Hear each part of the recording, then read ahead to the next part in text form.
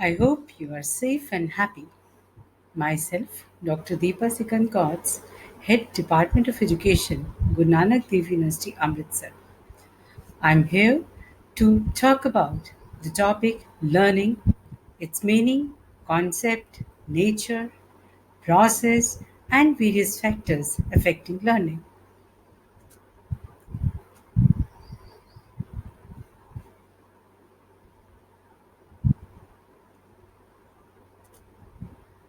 During this session of virtual interaction, I'll be talking about what exactly learning is, why we learn, what are the factors responsible for making learning happen, whether they are psychological or they are other factors. Then we will end up the discussion on Gagnè's hierarchy of learning, how Gagne has defined the various types of learning. Now, let's first talk about learning. Learning is basically the acquisition of new behavior. When you will go through the various definitions on these slides, you will find that every definition is talking about the change in behavior or adaptation of behavior or adoption of behavior. Learning is relatively a process which brings a change in the behavior. See, learners, we have to focus on one thing. The learning is happening not because of motivation, it is happening not because of maturity, it is happening because of its own process. Every situation is adding to the modification of behavior. Maturation, motivation may be prerequisites to learning. Maybe they are the preparatory platforms to learning. For example, when a child he touches the hot surface, you don't teach him, but when he stretches his hand back. Next time, when you say it is hot, or when the child finds that it is hot, the child doesn't touch the surface. So that is learning. The learning has got general characteristics. It is continuous modification of behavior. Sometimes you find the behavior is getting modified. Sometimes you cannot make out whether the behavior is got modified or not. But when the context or the situation comes, then you find that behavior has been modified. And if it has been modified, you say the child has learned. And if it is not modified, still you say the child has not learned. Learning involves whole personality, that is socially, emotionally, and intellectually. It is often a change in the organization of the behavior also. It is learning is responsive to incentives. In most cases, positive incentives such as rewards are most effective. You will always find when we give negative rewards to children, they do withdraw from not doing the behavior, but they don't forget that behavior. Whenever the punishment or the negative rewards are taken back, the behavior jumps back to its first position.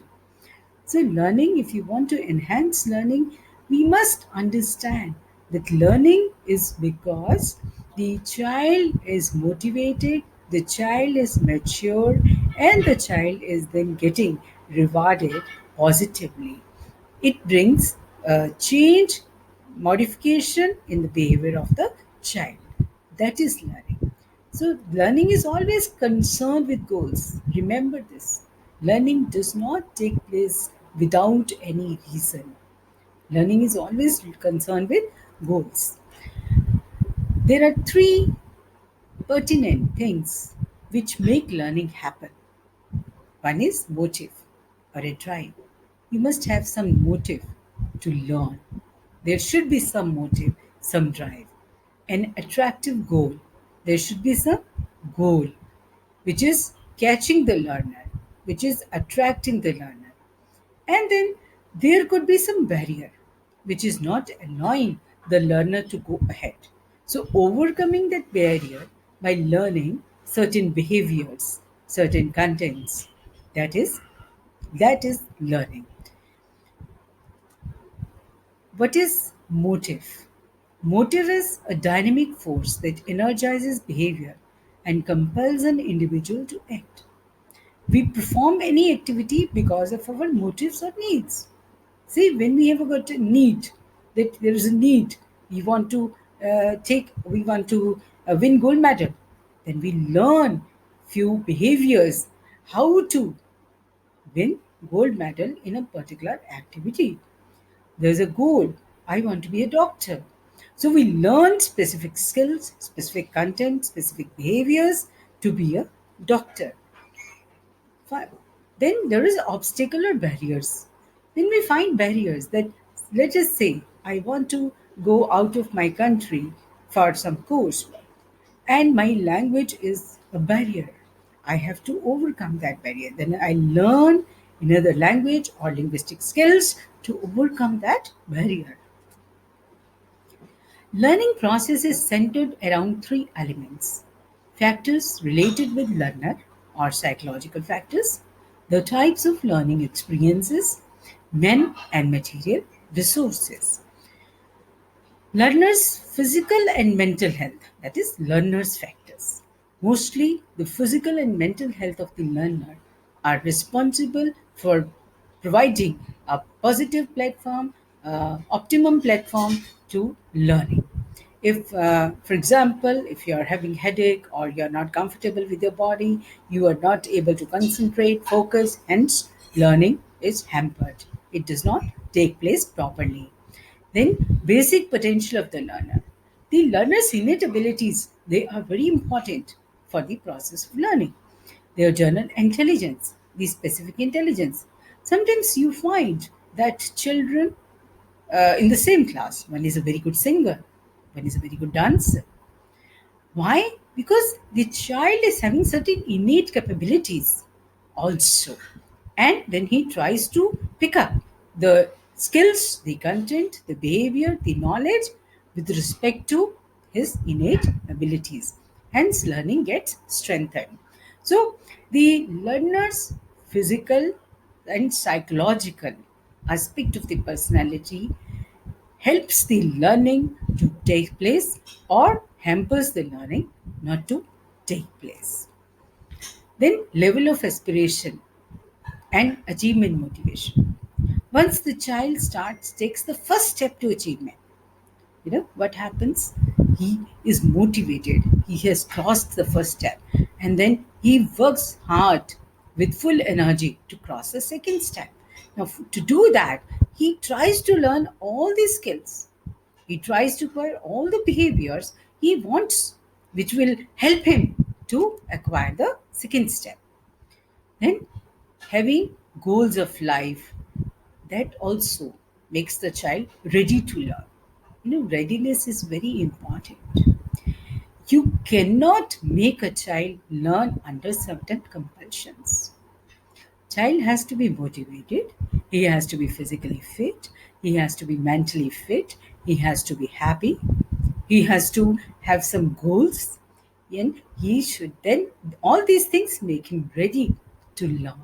So readiness is that part. So learning process requires the prerequisites of child's own personality aspects. Then changes in learner's behavior also depends upon the type of learning experience he receives. The nature of learning experience. Whether the learning experience is given in formal settings or in informal settings. So when it is given in formal settings, it has got specific learning outcomes. And those specific learning outcomes have got specific contents, specific skills, specific behaviors. So all these helps the learner to achieve better learning. When he is learning in informal settings, sometimes he might notices few things, but he is not able to record or register them because he does not have any goals or he does not have any focuses to register such events. Hence, learning might not take that effectively, which happens in the formal settings. So, learning experience further is based on the happiness and the satisfaction it is providing to the learner. If the activity is providing satisfaction to the learner, then learning is very fast, it is very quick, it is very fruitful, it is quality learning.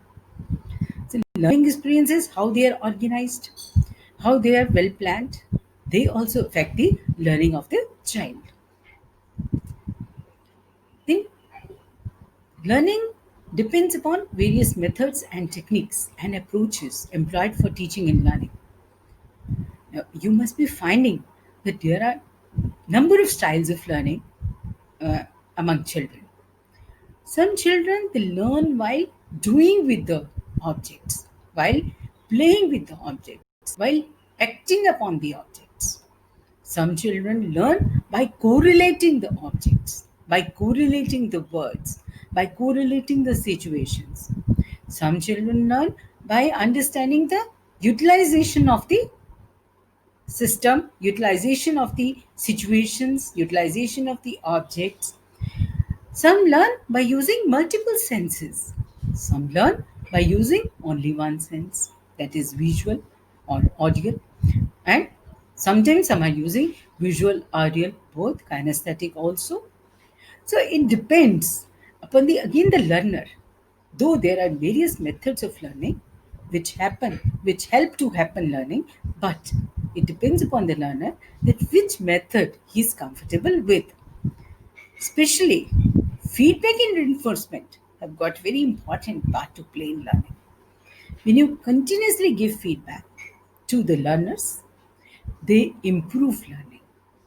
When the positive reinforcers are given to the learner, they shape their modified behavior and hence leads to learning.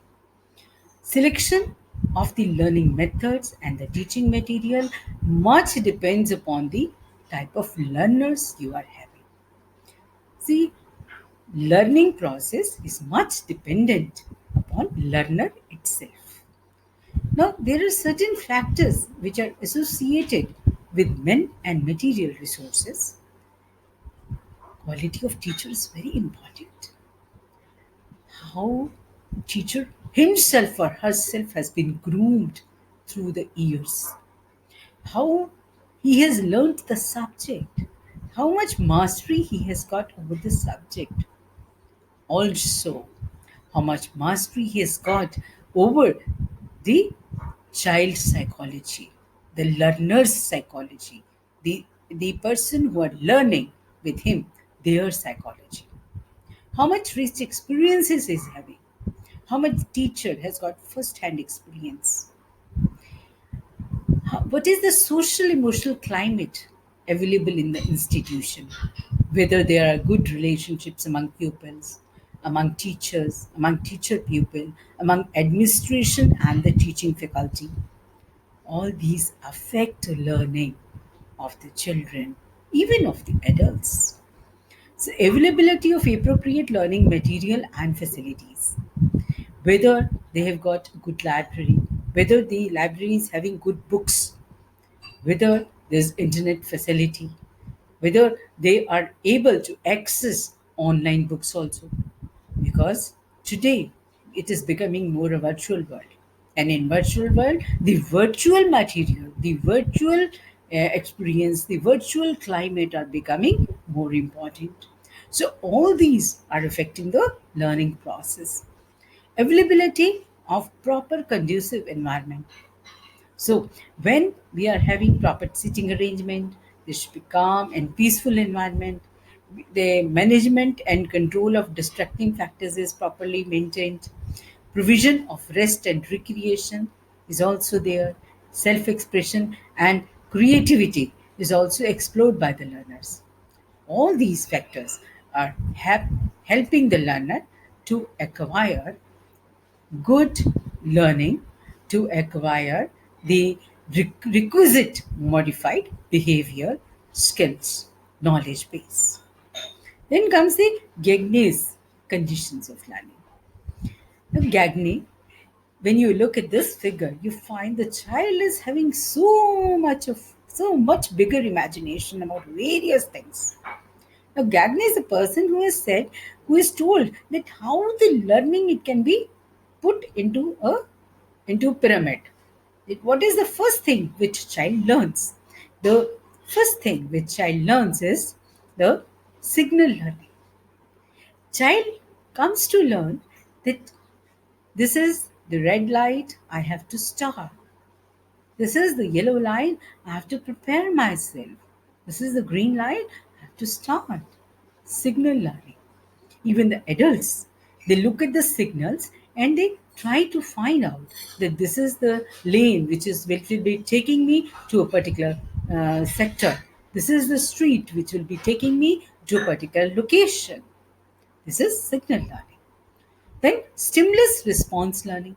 Stimulus response learning is the learning which has been propagated much by the behaviorist learners, the Pavlov and Skinner. In stimulus response learning, there is a stimulus to which a learner learns how to respond. A stimulus comes, a response is generated, and the same stimulus generates the same response. Sometimes the response is generated, and later on, the child gets a feedback. That feedback is in fact a reinforcer. It works as a reinforcer to make the child do that behavior again.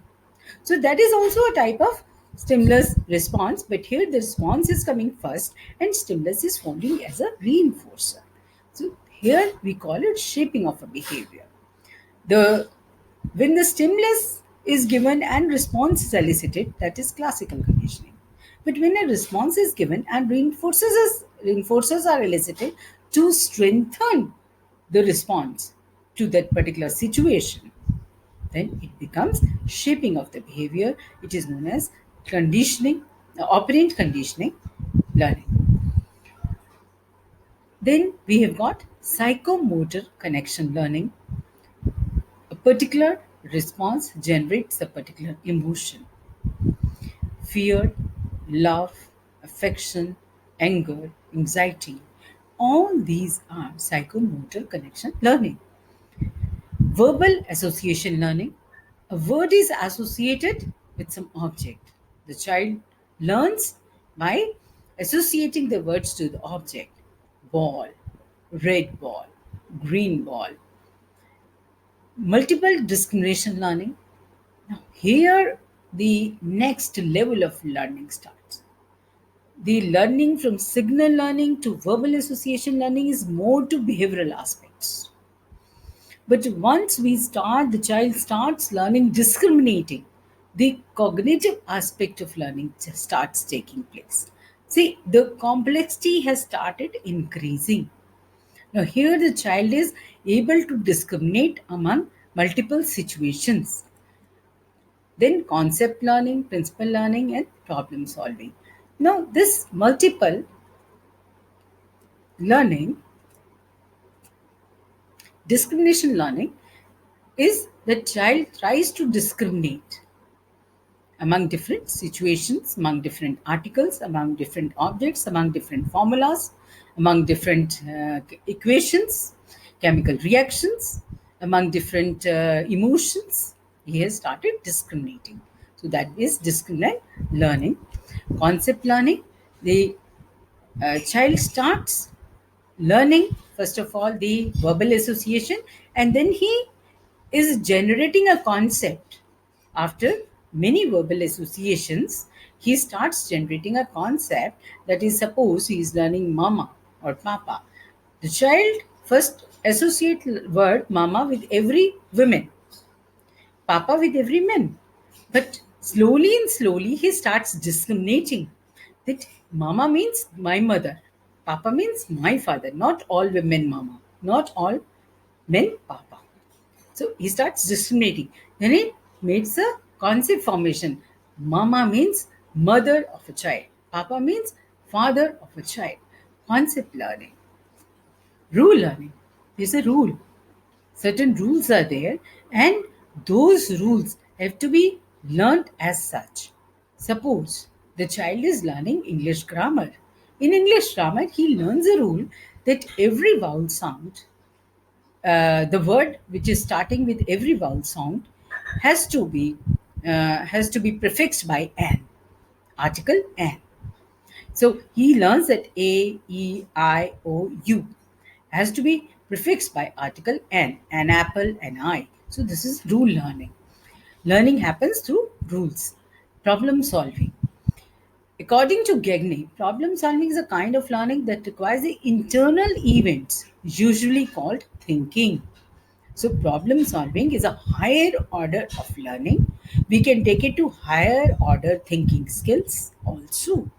Two or more previously acquired rules are somehow combined to produce a new capacity that can be shown to depend upon higher order rule.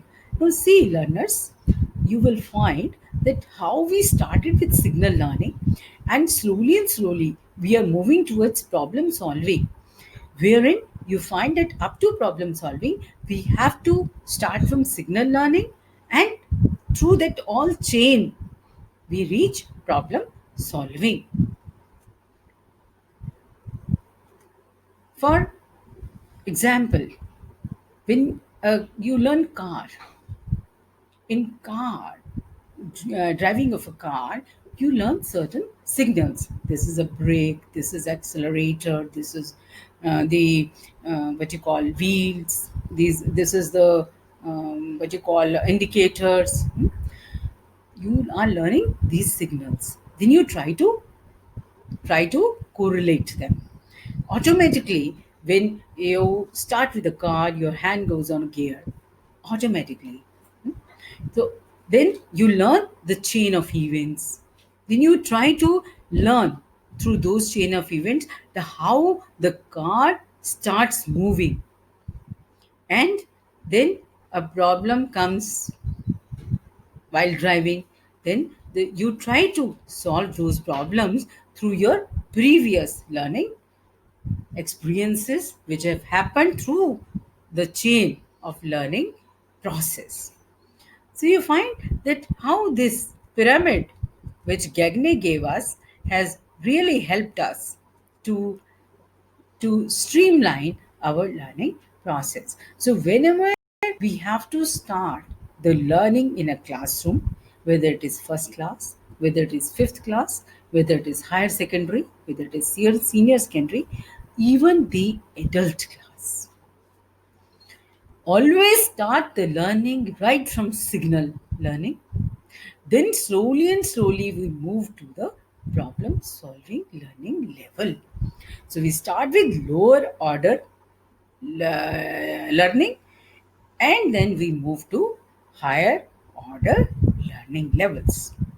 So, with this, we complete our topic learning process and factors affecting learning, and how Gagne has helped us to organize our learning events in a classroom, whether the classroom is primary, whether it is secondary, whether it is higher secondary, or it is adult class.